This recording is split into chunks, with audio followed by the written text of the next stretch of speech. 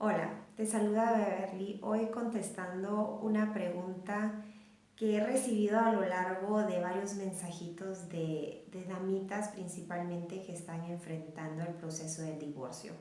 Están a días de su audiencia o ya ha pasado el divorcio y ahorita se quedaron con un sinfín de preguntas.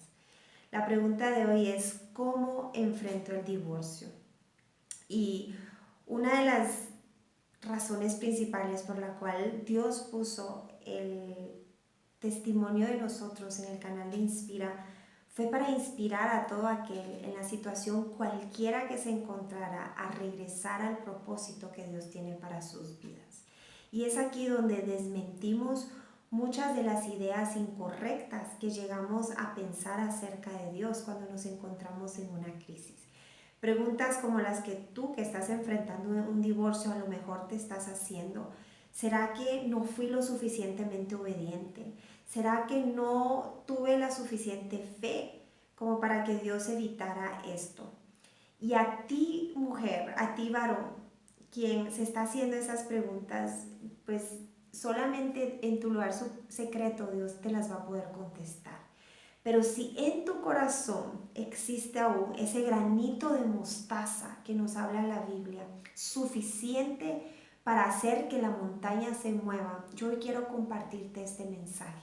Y es que Dios no te ha abandonado, como el enemigo a lo mejor quiere hacerte creer. Quiero empezar leyéndote Mateo 27, del versículo 35 al 44, que es cuando Jesús estaba siendo crucificado. Dice: lo crucificaron y repartieron su ropa echando suertes, y se sentaron a vigilarlo. Encima de su cabeza pusieron por escrito la causa de su condena: este es Jesús, el Rey de los judíos. Con él crucificaron a dos bandidos, uno a derecha y uno a su izquierda. Los que se pasaban meneaban la cabeza y blasfemaban contra él. Tú que destruyes el templo en 3 días y lo reconstruyes, sálvate a ti mismo. Si eres el Hijo de Dios, baja de la cruz. De la misma manera se burlaban los jefes de los sacerdotes junto con los maestros de la ley y los ancianos. Salvó a otros, decían, pero no puede salvarse a sí mismo. Y es el Rey de Israel. Que baje ahora en la cruz y así creeremos en él. Él confía en Dios, pues que lo libre Dios ahora, si de veras lo quiere. ¿Acaso no dijo: yo soy el Hijo de Dios? Y así también sorteaban su ropa y se seguían burlando de él. Y a lo mejor muchos llegaron a creer en ese momento que la promesa que Dios había dicho a través de Jesús de que Él iba a resucitar, muchos llegaron a concluir que eso era mentira.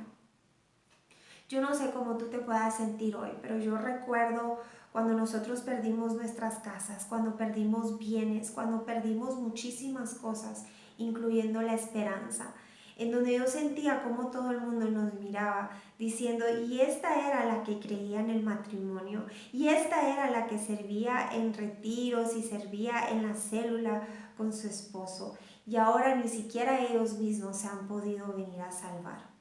Y yo quiero recordarte que para que Jesús pudiera resucitar, Él tuvo que morir. Para que Jesús pudiera venir a traernos vida y vida en abundancia, su sacrificio en la cruz fue necesario. Y al tercer día, cuando Él resucitó y esa tumba estaba vacía, muchas de las personas que llegaron a dudar, que llegaron a sentir como que todo había sido una mentira, sus ojos llegaron a ver al Dios vivo y verdadero, quien sus promesas son sí y amén. Yo hoy quiero venir en el nombre de Jesús a decirte que para poder nosotros recuperar nuestra vida, la tenemos que perder.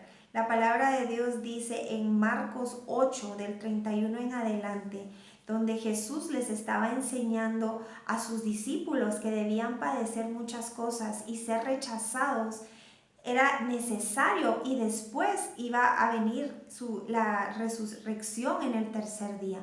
Pero entonces viene Pedro en el versículo 32 del libro de Marcos 8 Y le viene a decir, yo me imagino aquí dice, y Pedro le llevó aparte y comenzó a reprenderlo a Jesús. Yo imagino que Pedro le decía, pero Jesús, tú no te mereces esto, ¿cómo así que te tienen que crucificar? ¿Cómo así que tú vas a sufrir? Pero es que tú eres el Hijo de Dios, tú no te mereces esto.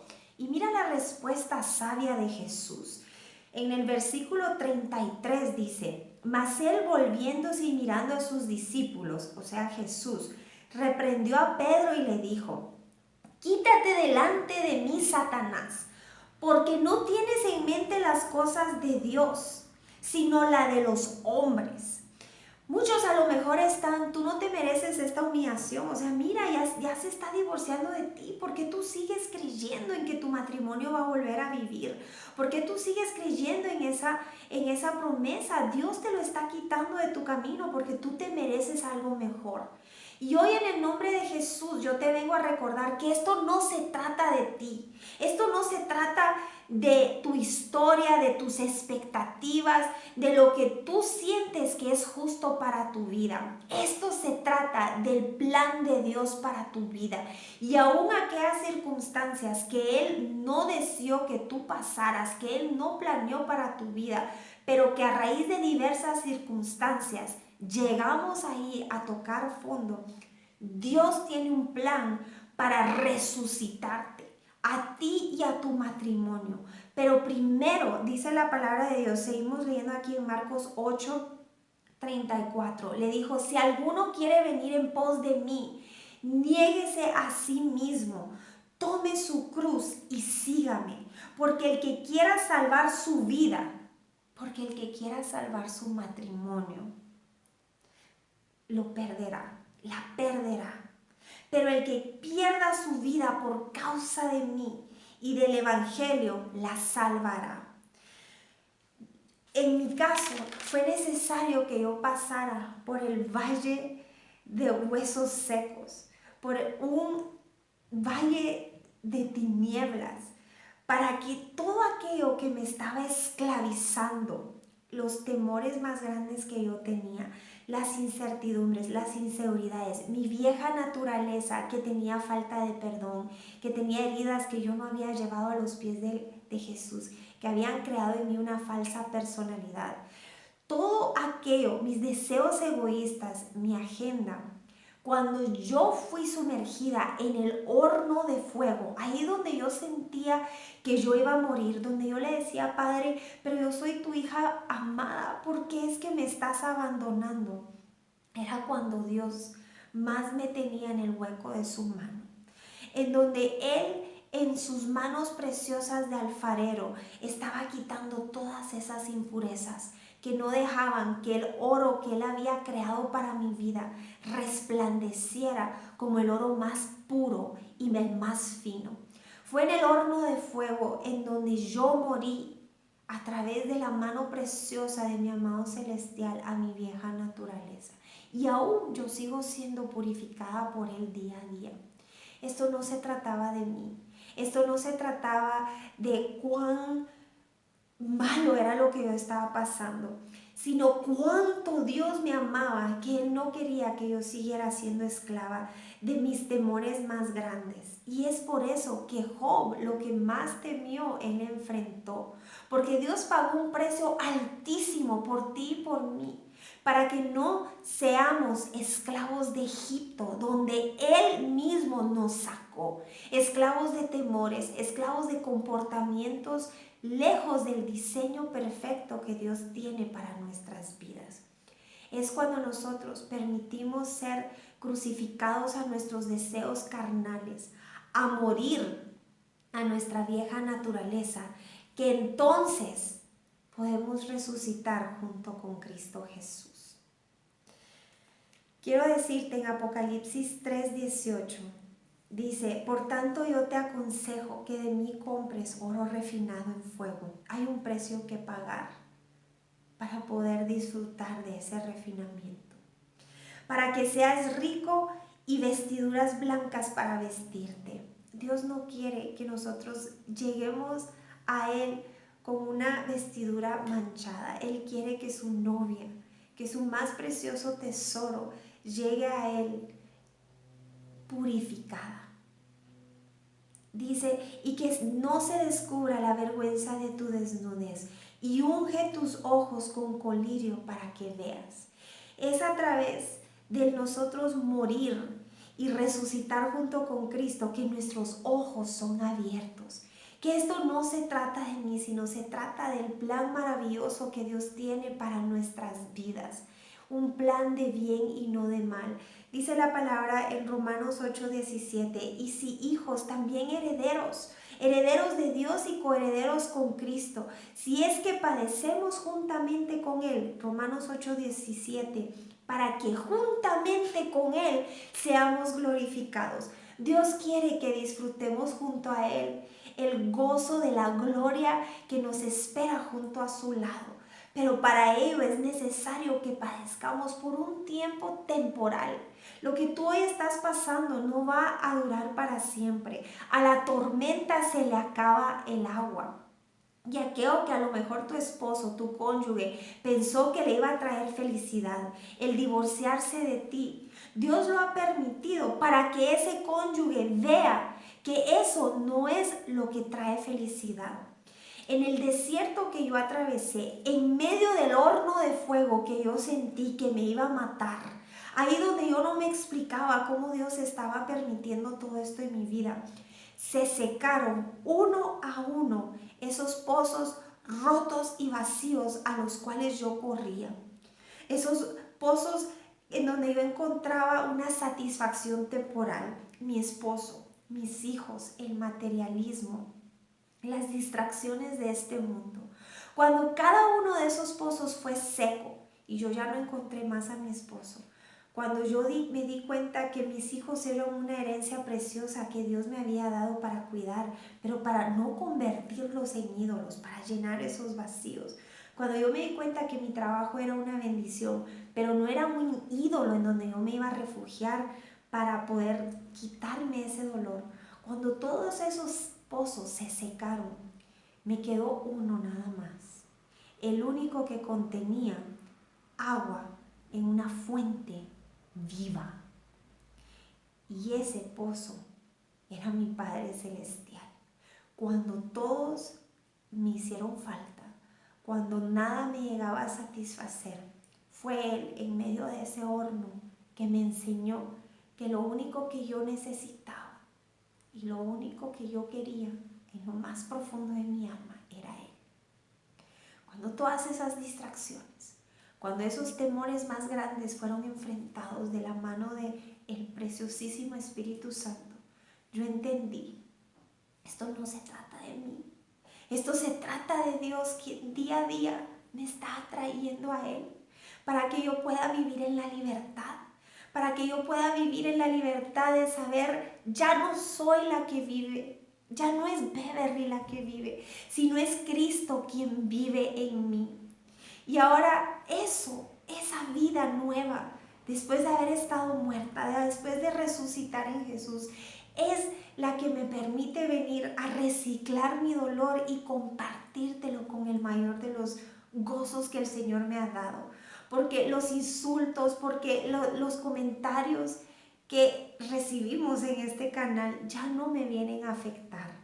Aquellos que vienen a poner en tela de juicio lo que compartimos, ya no me vienen a afectar porque ya no soy yo la que les está compartiendo esto, es Cristo quien vive en mí. Y cada día yo tengo que ser purificada, cada día tengo que ser moldeada.